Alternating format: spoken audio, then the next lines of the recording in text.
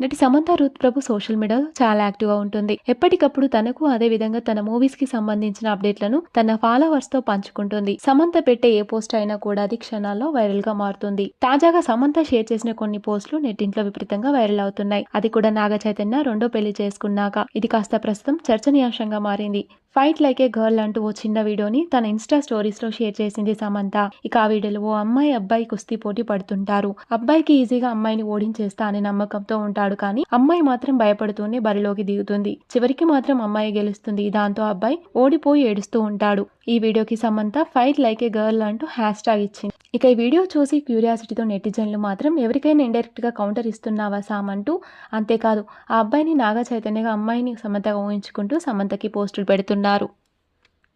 గతంలో కూడా సమంత ఒక షోలో డైరెక్ట్ గానే కౌంటర్ వేసింది. పెళ్లి టైంలో ఎవరినైనా స్పై ఏజెంట్ గా పెట్టుకుంటే బాగుండేది అంటూ సమంత షాకింగ్ కామెంట్స్ చేసింది.